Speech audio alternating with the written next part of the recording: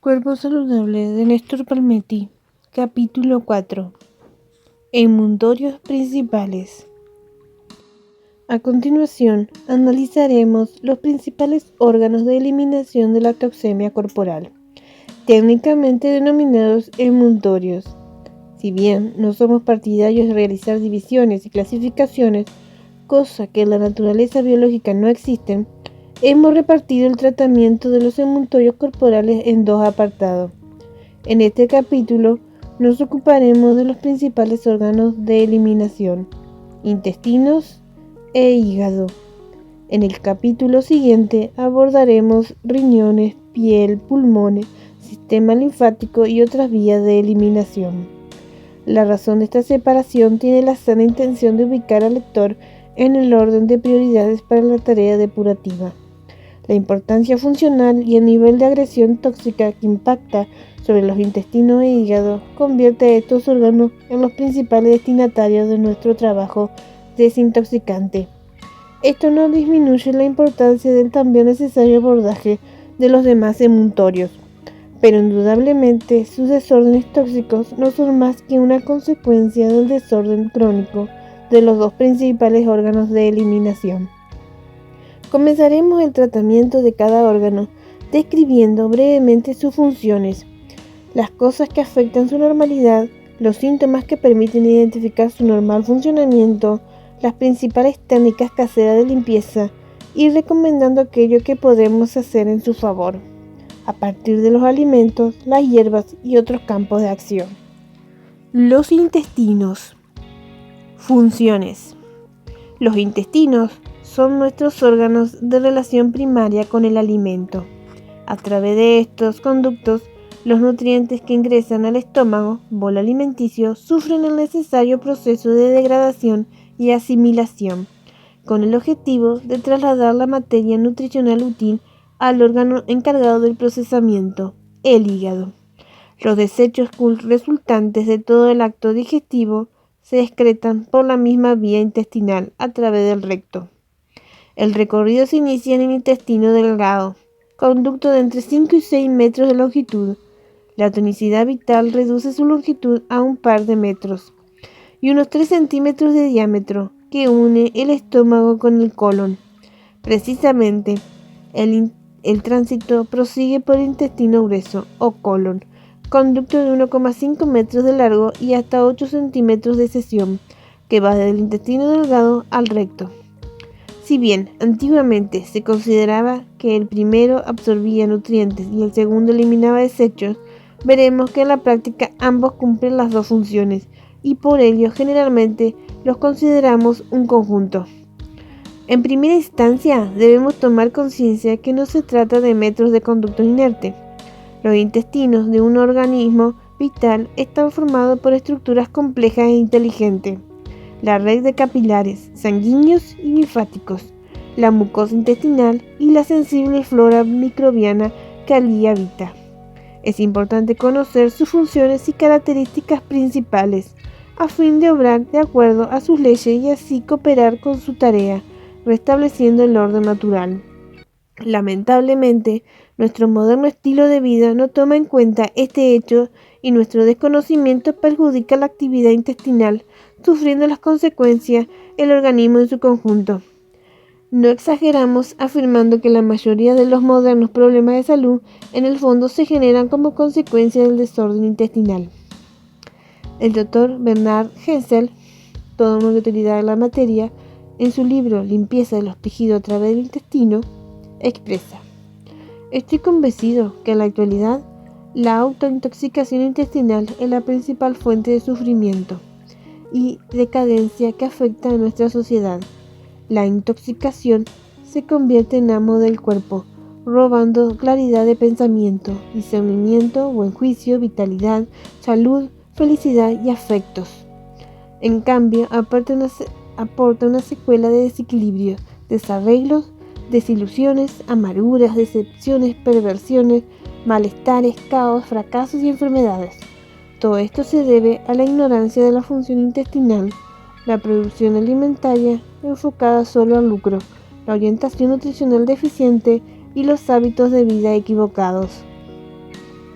Si bien abordaremos separadamente las cuestiones relacionadas con el tránsito, la flora y la mucosa intestinal, vale aclarar que debemos considerar al tema como un todo integrado e interdependiente. Justamente el problema conocido como candidiasis crónica sirve para ejemplificar estas influencias cruzadas y por ello lo trataremos aparte, aunque su influencia se deja sentir sobre todas las esferas de la función intestinal. El tránsito intestinal. El intestino delgado recibe el bolo alimenticio que inicialmente procesa el estómago. El mismo está compuesto por saliva, jugo gástrico y el alimento ingerido. Con el aporte de secreciones pancreáticas, biliares o intestinales, en el intestino delgado prosigue la tarea de reducir las estructuras nutricionales complejas del alimento a partículas sencillas que pueden ser utilizadas por el organismo. A grandes rasgos, podemos decir que por acción enzimática y bacteriana, flora, los carbohidratos se descomponen en azúcares simples, las proteínas en aminoácidos y los lípidos en ácidos grasos. Los nutrientes que no han alcanzado a ser procesados y absorbidos en el intestino delgado, el caso de la fibra celulósica, son tratados en el colon, principalmente por acción de bacterias cólicas, y allí se completa la tarea de asimilación. En el colon también se sintetizan vitaminas, la K y algunas del grupo B, como el ácido fólico y la vitamina 12 y la B12, las cuales se absorben junto a minerales, agua y un reciclado de secreciones digestivas. Todo el material no asimilado se evacúa por el recto en forma de materia fecal. El tránsito del bolo alimenticio por el intestino delgado es estimulado por movimientos musculares rítmicos, contracción y distensión de la pared intestinal.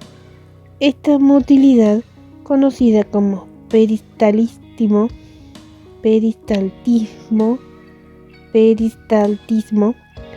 se encarga normalmente de completar el tránsito digestivo en algo menos de 20 horas. Este movimiento es una respuesta refleja a la excitación que genera el bolo alimenticio sobre las terminaciones nerviosas de la pared intestinal. De allí la importancia de la adecuada presencia, consistencia y volumen a fin de garantizar una correcta estimulación motora. Si el tránsito intestinal resulta demasiado lento, estaremos en presencia del estreñimiento o constipación, cuyas consecuencias son obviamente intoxicantes, dado que la red de capilares absorbe desechos estancados. Pero si el tránsito es demasiado rápido, el organismo no alcanzará a extraer los nutrientes del bolo alimenticio y estaremos en presencia de un estado diarreico y de mala absorción. Es obvio que ninguna de las dos condiciones resulta saludable. Desde el punto de vista del ensuciamiento corporal, es obvia la influencia negativa de un tránsito intestinal irregular. El alimento que no se procesa en tiempo y en forma generará obviamente fermentación y putrefacción, con la consecuente producción de desechos tóxicos. Esto incrementa la reabsorción de sustancias nocivas, los desechos citados y los que deberían ser evacuados rápidamente, fenómeno favorecido por la mayor permeabilidad intestinal. Además, se forman costras en los pliegues intestinales, causa de divertículos,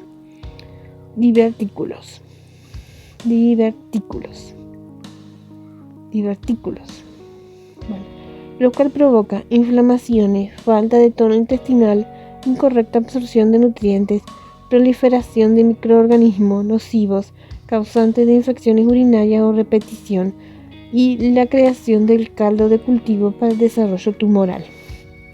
Otro efecto del tránsito intestinal lentificado es el prolapso y sus derivaciones. Este término está habitualmente asociado al prolapso uterino, patología femenina consistente en la caída del útero, atribuida a los partos, al sedentarismo, al trabajo pesado o a la debilidad de los tejidos de sostén. Generalmente la cuestión se aborda con intervenciones quirúrgicas. extirpación del útero. Sin embargo, pocos asocian este problema con el prolapso del colon transverso, segmento horizontal del intestino grueso que vincula el tramo ascendente o derecho con el descendente o izquierdo, formado por un tejido muy suave. Este tramo del colon es seriamente afectado por la fuerza de gravedad y la sobrecarga que provoca acumulación de desechos, moco cólico, debido al estreñimiento crónico. Cuando el colon transverso cae, todos los órganos ubicados por debajo sufren los efectos de su presión.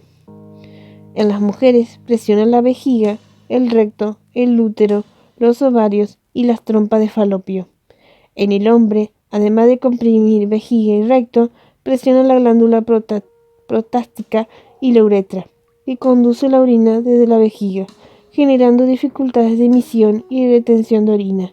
Es decir, que el prolapso del colon puede generar problemas de vejiga, trastornos uterinos y de ovarios, inconvenientes de próstatas, hemorroides y hasta problemas articulares.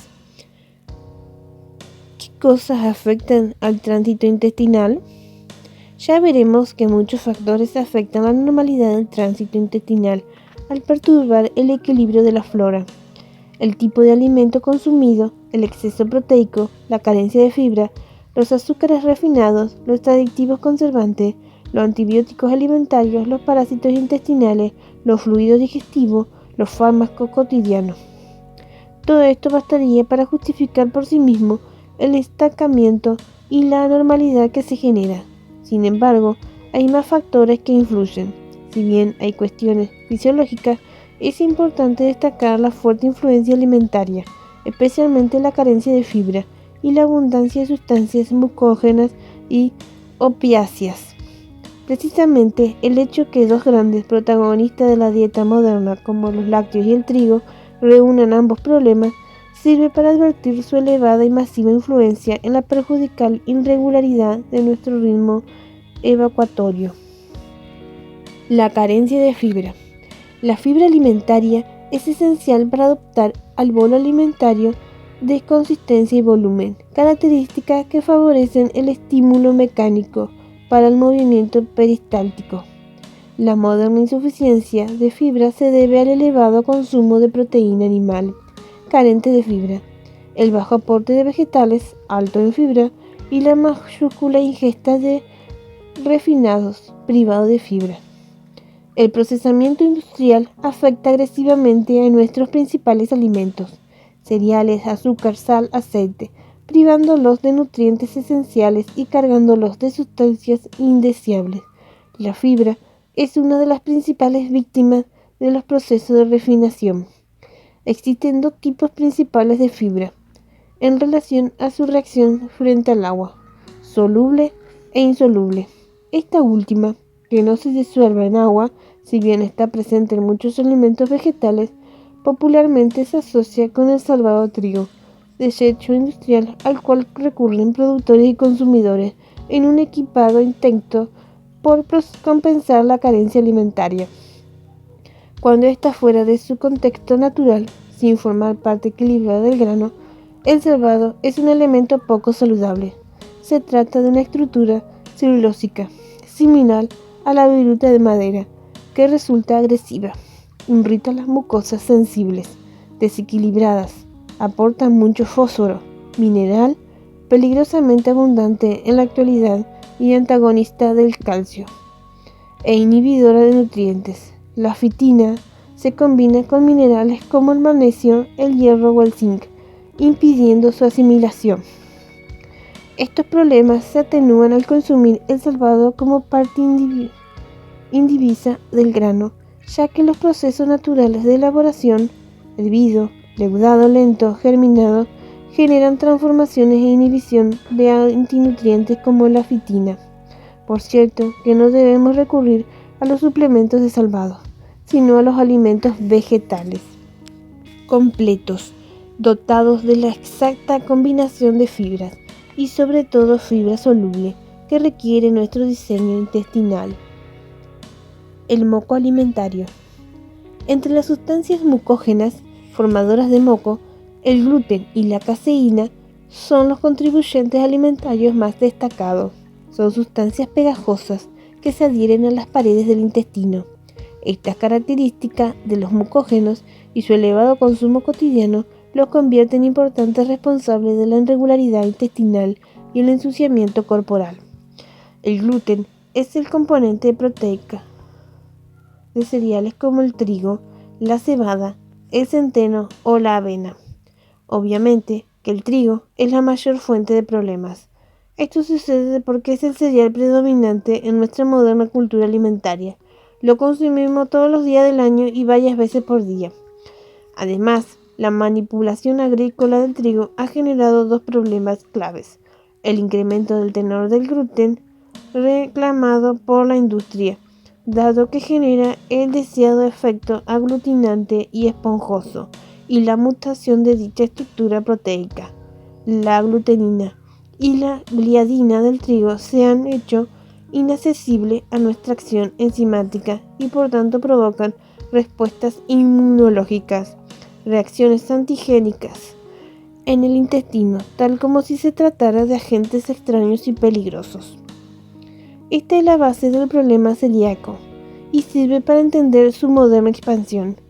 Lejos de ser incurable, esta afección caracterizada por estados diarreicos es un claro ejemplo de cómo opera el ensuciamiento corporal y cómo se confunden causas con efectos, condenando a las personas con rótulos de por vida. La caseína es otro elemento formador de moco.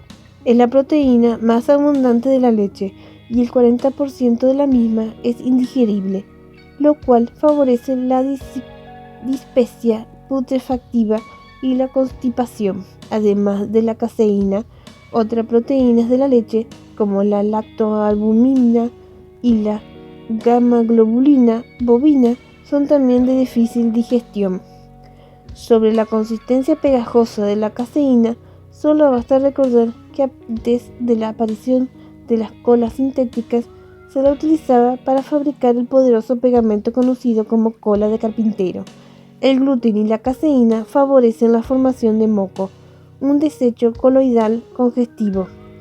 Es por ello que los alimentos que los contienen están contraindicados en las enfermedades del aparato respiratorio: resfrío, gripe, bronquitis, asma, angina. Pero la congestión mucosa no es patrimonio de las vías respiratorias. La función intestinal se ve muy afectada por la presencia de estas sustancias mucógenas y el resultado visible es el moco colónico, de acumulación crónica.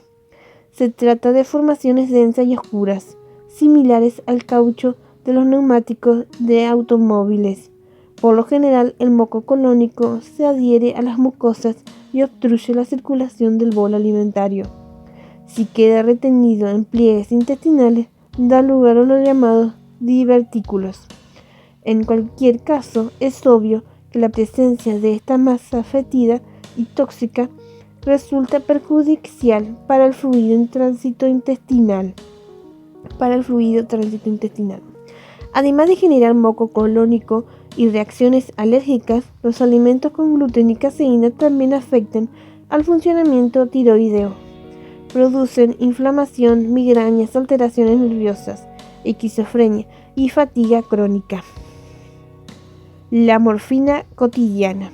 Causalmente, también a través de lácteos y panificados, llegan a nuestros intestinos indeseables sustancias opiáceas.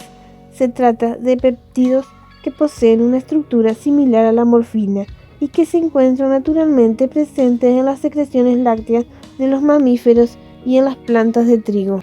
La morfina es una sustancia extraída del opio y utilizada tanto por su gran potencia anestésica como por su efecto embriagante y adictivo.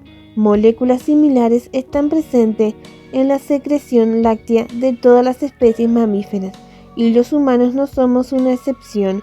Lejos de ser un error de la naturaleza, los opiáceos lácteos cumplen funciones específicas y útiles. Generan flora intestinal. Abordar la cuestión digestiva sin considerar contemporáneamente a la flora intestinal es un tremendo desatino. Sin embargo, es algo muy habitual en la moderna visión reduccionista del problema, sobre todo a nivel académico. Por cierto que los consumidores no somos más que las víctimas naturales de dicha miopía conceptual. La flora intestinal es un magnífico conjunto de más de 100 billones de individuos que pueblan y vivifican nuestras mucosas. Esta población intestinal es apenas una parte del total de microorganismos que conviven con nosotros, a razón de 10 microbios por cada célula corporal. Si bien la cifra puede resultar difícil de ponderar, seguramente la masa ayuda a una mejor apreciación. Estamos hablando de 1,5 kg de microorganismos que se alojan en la mucosa intestinal. Sin este complejo mosaico de huéspedes benéficos, pertenecientes a más de 33.000 especies distintas, los intestinos serían un tubo inerte y desde luego no podrían realizarse todos los fenómenos bioquímicos necesarios para la correcta asimilación y evacuación del alimento ingerido, o sea, que digerimos gracias a la flora. La flora se regenera periódicamente, excretándose los microorganismos muertos a través de las heces. Esta masa suele representar 1/3 del peso seco de nuestras deposiciones. Muchos ignoran la existencia de este verdadero ecosistema que llevamos dentro. La mayoría desconoce las reglas por las cuales opera esta simbiosis de microorganismos. En resumen, no sabemos qué están, no sabemos qué necesitan y no sabemos qué los afecta. La relación con estos huéspedes imprescindibles es de colaboración recíproca. Debemos garantizarles la supervivencia a fin que nos proporcionen una serie de funciones, esencialmente enzimáticas, que posibilitan la digestión de los alimentos y la síntesis de nutrientes. La simbiosis natural es perfecta. Ellos obtienen energía y sustento de los procesos de desdoblamiento de hidratos, grasas y proteínas, procesos que solo son posibles gracias a las enzimas y reacciones que ellos mismos generan. Es poco conocido que muchas veces la degradación inicial de los alimentos, por ejemplo las fibras vegetales, la realiza la flora y no los jugos intestinales. Una parte importante de los nutrientes que ingerimos sirven para alimentar la flora, existiendo por ello una fuerte competencia entre los microorganismos de la flora y la mucosa intestinal. Una reciente investigación demostró lo relativo que resulta hablar de un valor energético fijo para los alimentos. Esto se debe a que distintos equilibrios de flora intestinal pueden metabolizar los nutrientes que ingerimos en forma más o menos eficiente, con lo cual varía el aprovechamiento calórico a similar ración alimentaria consumida. Una función muy importante de la flora normal es su capacidad para desdoblar cuerpos grasos, como los ácidos biliares y el colesterol. Al hablar del hígado, veremos que la bilis transporta toxinas y excedentes hacia el intestino. Entre dichos excedentes está el colesterol, con el objeto de ser luego evacuado por los intestinos. Para que esta evacuación sea posible, es necesario el trabajo de ciertas bacterias intestinales que lo procesan, desdoblan, convirtiéndolo en compuestos no asimilables. Si esta población de bacterias no existe, es muy reducida, el colesterol permanece intacto y en condición de ser asimilado. Debido a ello, es reabsorbido a través de la mucosa intestinal y es conducido rápidamente al flujo sanguíneo. Esto nos permite entender dos cosas: por qué hay vegetarianos con colesterol elevado y por qué es relativo el efecto de las medicaciones para el colesterol. Mucha gente gasta tiempo, dinero y esfuerzo en el inútil y obsesivo control del índice del colesterol, en lugar de atender las mínimas necesidades de la flora, que gratuita y naturalmente se ocuparía eficientemente de esa tarea. La flora genera un ecológico equilibrio dinámico, gracias al cual se evita el desarrollo de enfermedades en el organismo. Si se mantiene prevalente la población de microorganismos benéficos, esto impide que en pobladores peligrosos otras bacterias o levaduras puedan afincarse en el medio y le roben su forma de sustento habitual. Además, la flora normal genera una especie de protección de la mucosa digestiva, descubriendo ciertas porosidades en las cuales podrían depositarse microorganismos patógenos. Con ello, la flora cumple otra importante tarea de defensa corporal, siendo el interior del intestino un lugar apetecible para cualquier microorganismo por sus condiciones: humedad, temperatura, nutrientes. Puede ser fácilmente invadido por gérmenes extraños.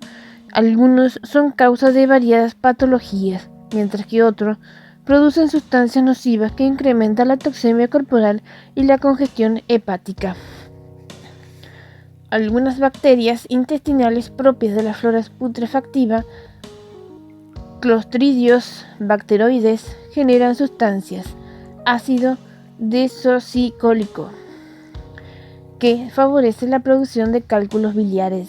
También, en ocasiones, el intestino delgado es invadido por gérmenes del colon, lo cual genera mala absorción de nutrientes, vitamina B12, flatulencias y disposiciones sin consistencia.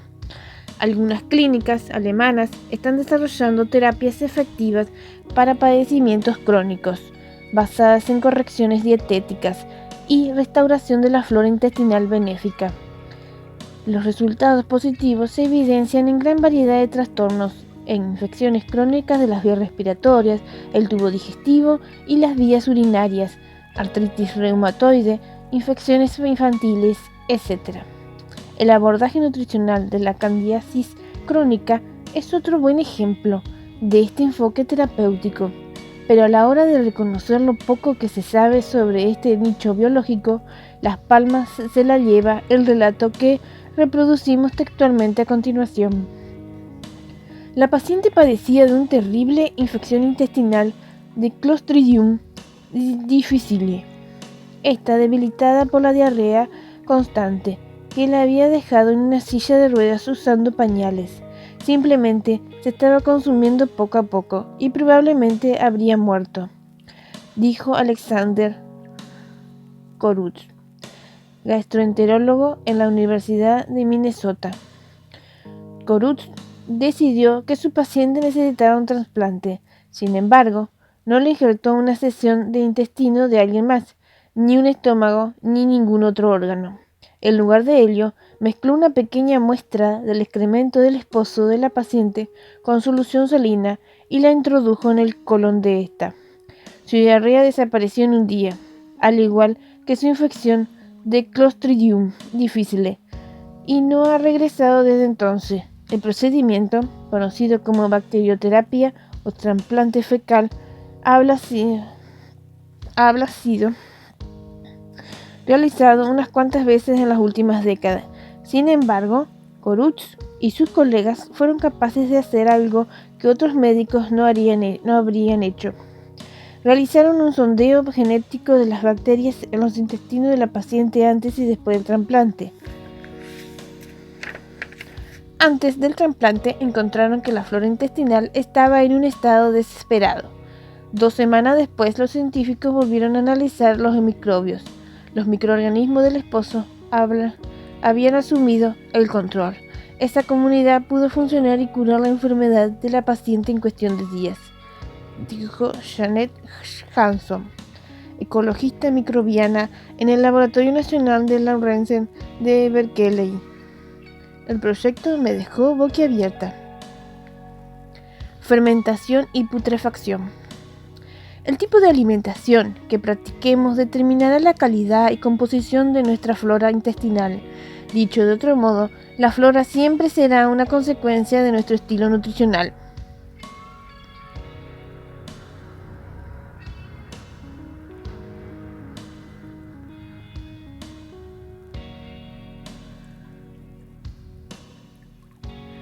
Esto es algo lógico y común a todas las especies animales, teniendo en cuenta que la flora microbiana es la encargada de procesar los alimentos. Por lo tanto, en estado de normalidad siempre dispondremos de aquellos microorganismos adaptados al proceso metabólico de nuestro alimento habitual, a fin de aprovechar adecuadamente sus nutrientes. Un vegetariano desarrollará preeminencia de flora fermentativa, mientras que una persona carnívora tendrá prevalencia de flora putrefactiva.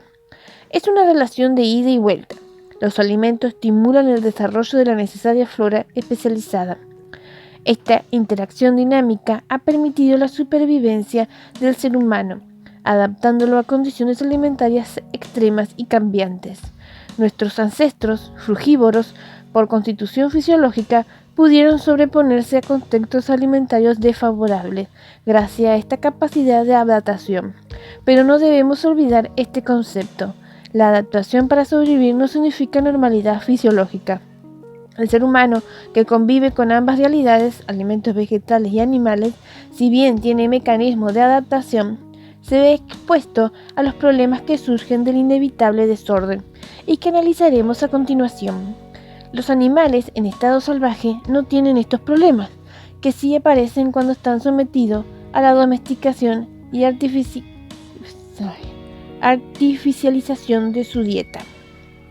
Los microorganismos fermentativos son mecanismos biológicos que la naturaleza desarrolló para metabolizar alimentos vegetales y a partir de ellos sintetizar las necesarias vitaminas, proteínas, enzimas, etc.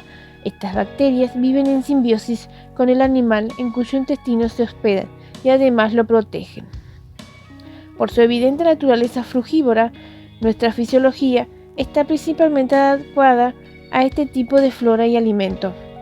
La flora fermentativa produce ácido láctico, por ello se habla de bacterias lactoacidófilas, que inhibe la reproducción de microbios putrefactivos. Las bacterias fermentadoras más importantes son las bifidobacterias y las lactobacillus acidofilos.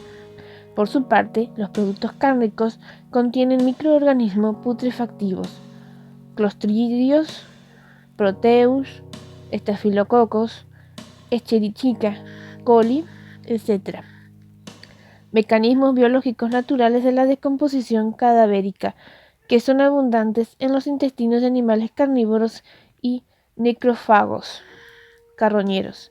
Estos animales tienen mecanismos protectivos contra las sustancias que generan metabolismo putrefactivo, pero dichos mecanismos son menos eficientes en el organismo humano.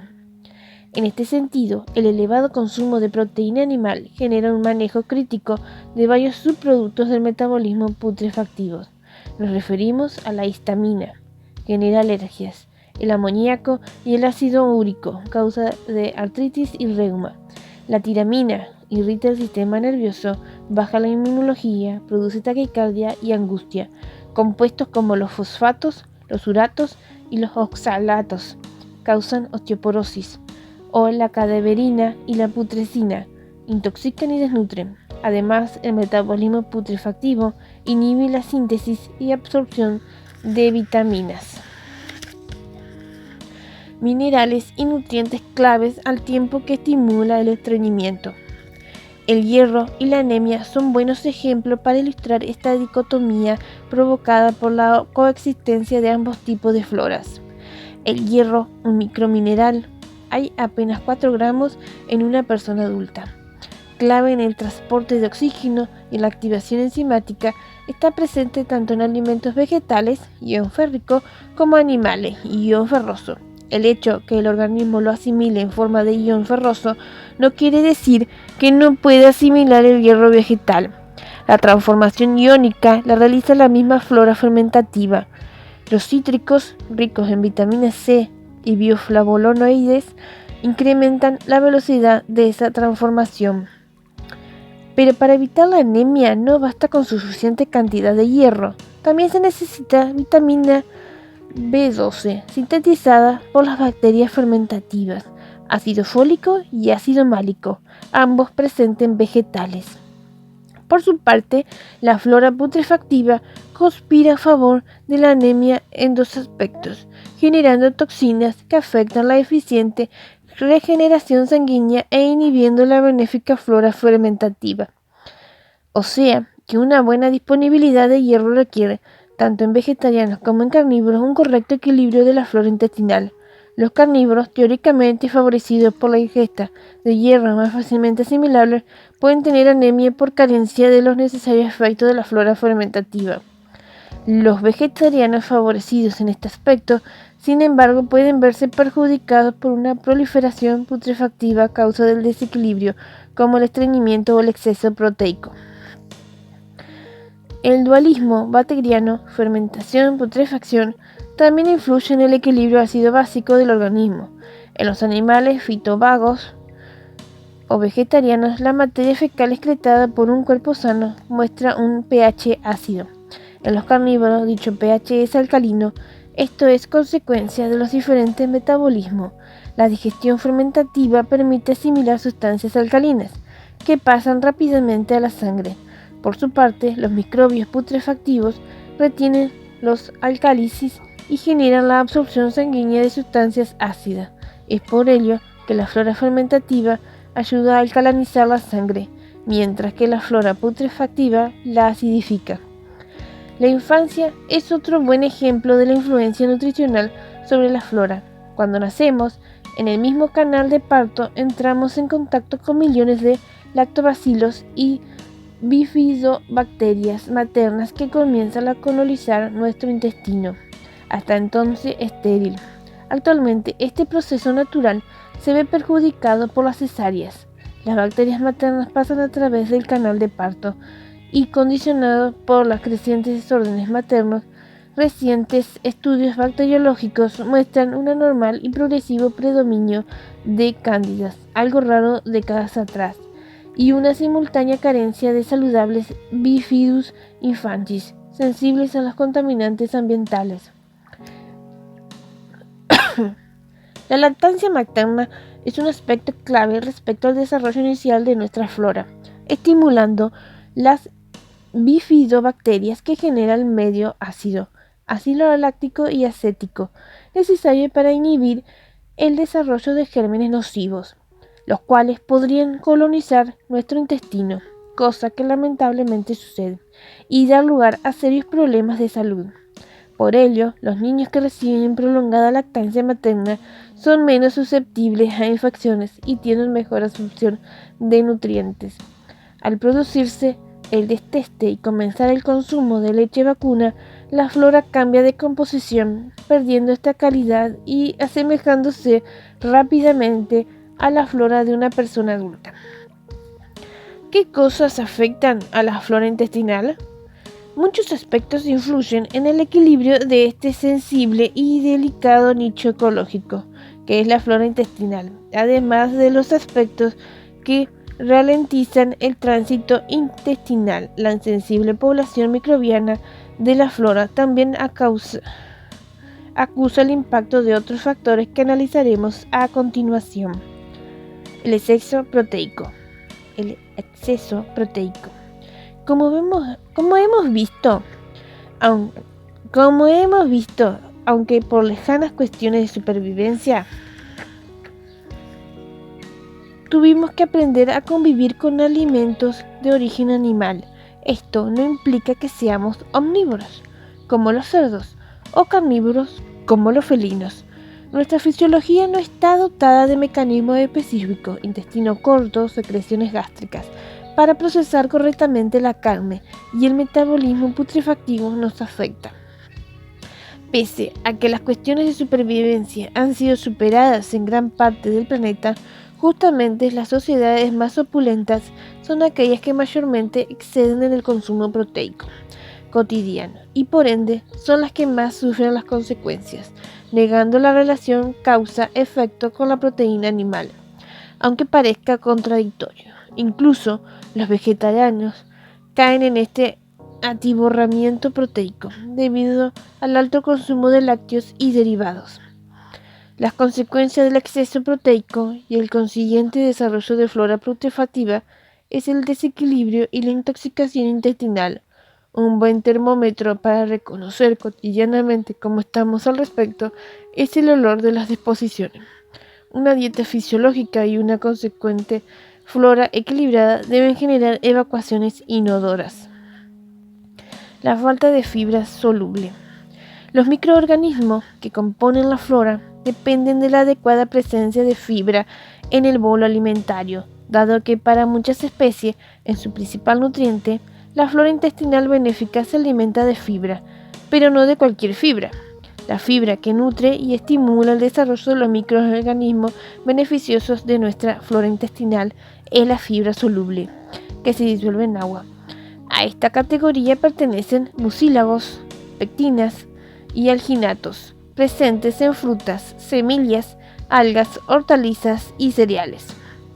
Además de promover el desarrollo de la flora benéfica, la fibra soluble tiene gran poder depurativo, efecto quelante, permitiendo la eliminación de metales pesados y sustancias tóxicas presentes en el alimento.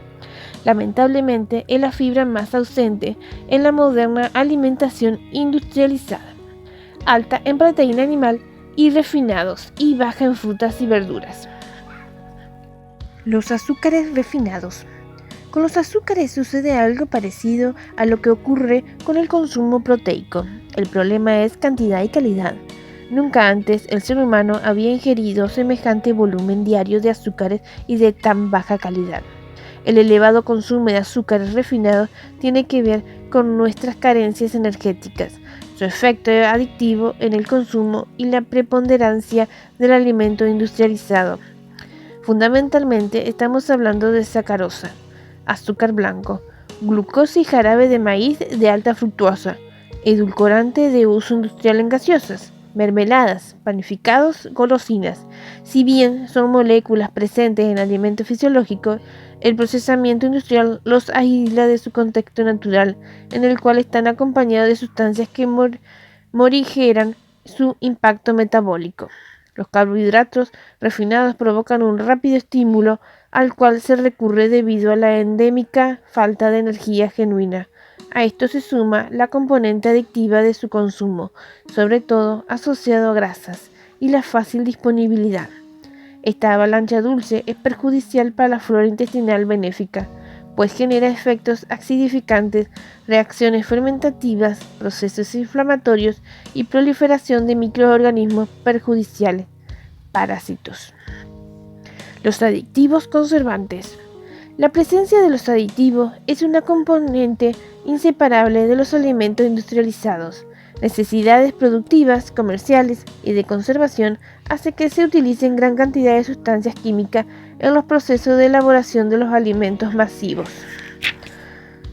Es el caso de los conservantes, empleados por su función inhibidora de procesos fermentativos y putrefactivos. Este aspecto, positivo para evitar la descomposición de los alimentos procesados, resulta negativo para nuestra flora.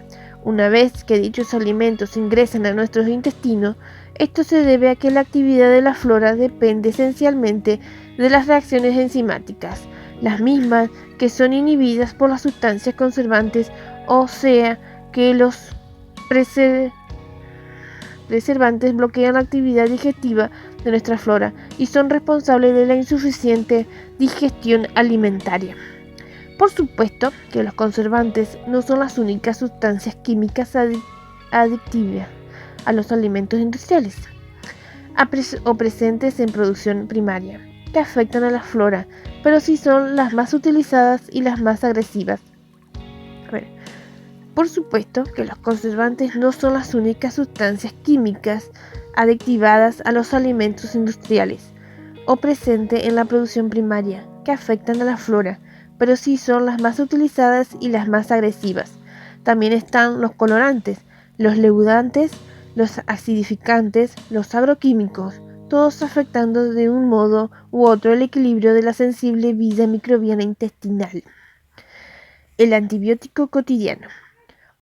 Otras sustancias químicas que ingresan al tubo digestivo y afectan gravemente su equilibrio son los antibióticos. Obviamente, y como se desprende de su nombre, antivida, no hay nada más incompatible y agresivo para los billones de vitales microorganismos que pueblan nuestros intestinos que la diaria ingesta goteos de antibióticos. Muchos creen que los antibióticos afectan a nuestra flora solo cuando ingerimos medicamentos, cuyo brutal impacto, disbacteriosis intestinal, es fácil de advertir. Sin embargo, cotidianamente estamos expuestos a diversos tipos de antibióticos, dada nuestra posición en la cadena alimentaria. La principal fuente de antibióticos alimentarios son los productos animales provenientes de cría industrial. En principio, se inyectan para prevenir y curar afecciones causadas por el propio sistema antinatural de crianza. Residuos de antibióticos permanecen en tejidos animales hasta 47 días en la zona de inyección y hasta 75 días en ciertos órganos depuradores como hígado y riñones. Otra dosis importante de antibióticos se usan en el alimento balanceado de los animales, a título preventivo. En este caso, los tejidos del animal se saturan de antibióticos y es más difícil la eliminación orgánica. Para dar una idea de magnitud, ya en los años 70 se servían unas 1.300 toneladas anuales de antibióticos en los criaderos de animales de Estados Unidos.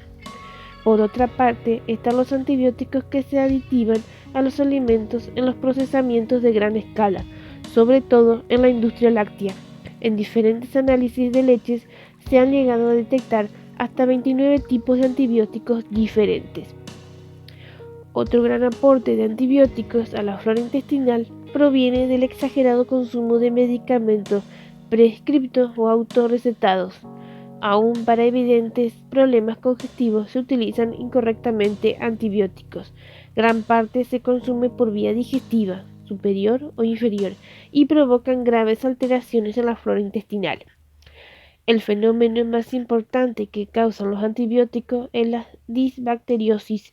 Esta mortandad bacteriana, además de generar una severa intoxicación hepática, evidente cuando ingerimos un antibiótico recetado, provoca un vacío en el nicho ecológico de nuestra flora. Este lugar es rápidamente ocupado por gérmenes resistentes y microbios oportunistas. Si bien la medicación nos afecta visiblemente por las altas dosis consumidas, se cree que es mucho más nocivo el efecto de las pequeñas pero continuas cantidades, dosis homeopáticas o efecto goteo, que ingerimos con los alimentos cotidianos varias veces al día, los 365 días del año.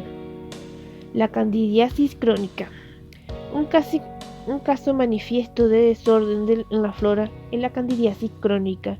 La Candida albicans, una levadura normal de nuestra flora y útil, mantiene el pH intestinal, alimenta la flora, absorbe materiales pesados, degrada carbohidratos no digeridos. Por distintas circunstancias se desarrolla en forma anormal y se convierte en un grave e inadvertido problema por la salud que luego analizaremos en detalle. Esto ocurre por abundancia de alimentos, azúcares, almidones, por condiciones del ambiente, acidosis, baja vibración celular, estado de anaerobia y carencia de oxígeno, y por sustancia de los normales microorganismos de la flora fermentativa, habitual predominio de flora putrefactiva, que se encargan de controlar su desarrollo. Como consecuencia de esta anormal proliferación, la cándida muta forma es dimórfica y se convierte en un micelio, hongo, que se fija por medio de rizoides a las vellosidades intestinales, perforando la delgada mucosa. Las vellosidades encargadas de absorber los nutrientes se ven tapizadas por cándidas enraizadas que se hacen difíciles de eliminar y provocan gran cantidad de problemas a todo el organismo.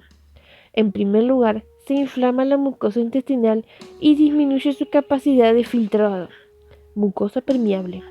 Esto provoca, como vimos antes, el pasaje al flujo sanguíneo de sustancias tóxicas y alimentos mal digeridos, lo cual repercute sobre la función hepática. En segundo lugar, las cándidas en estado micótico producen 79 tóxicos distintos como resultado de su normal actividad metabólica. Los parásitos intestinales. Los factores antes mencionados provocan una gradual modificación cuantitativa y cualitativa de especies y poblaciones de la flora intestinal. Una flora en equilibrio impide el anormal desarrollo de microorganismos indeseables, pero cuando ese equilibrio se rompe, sobrevive la llamada invasión parasitaria. Algunos parásitos ingresan al intestino con los alimentos y no pertenecen a las especies normales de nuestra flora. Otras veces, la exuberante multiplicación de bacterias parásitas Es un intento de supervivencia de ejemplares de la flora autóctona frente a la agresión de antibióticos y químicos presentes en alimentos de consumo cotidiano. En la mayoría de los casos, el mismo desequilibrio interno dispara estas reproducciones descontroladas y anula la regulación endógena que debería realizar la propia flora. En todos los casos es el contexto de desorden la causa profunda del problema. Además de irritar, inflamar y ulcerar tejidos, estos parásitos huéspedes fuera de control generan reacciones alérgicas, depresión inmunológica, incremento de la toxemia corporal y aumento del desorden en la misma flora. Las imágenes ilustran algunos parásitos despedidos luego de la terapia desparasitante. Los fluidos digestivos. Nuestras secreciones digestivas, saliva, jugo gástrico, bilis, generan las condiciones para el desarrollo de la flora benéfica e impiden el crecimiento de la flora nociva.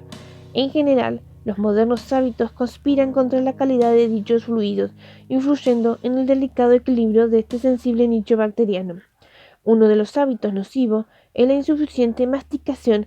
En esto influye el masivo consumo de harinas y alimentos de textura mórfida, además de su positiva influencia en el metabolismo nutricional. La lenta masticación y la buena insalivación de los alimentos resulta clave por el aporte de sustancias salivales como la lisocima, con efecto protector contra microorganismos perjudiciales.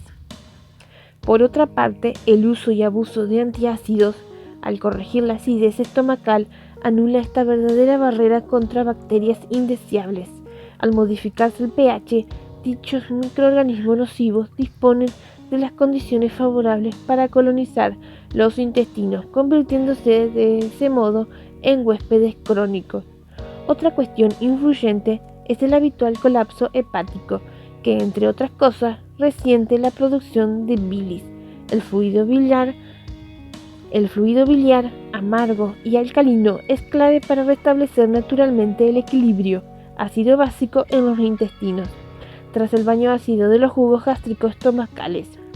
Su adecuada presencia, casi 1 litro diario, se resiente a causa de los cálculos biliares que bloquean su circulación, afectando directamente al equilibrio de la flora.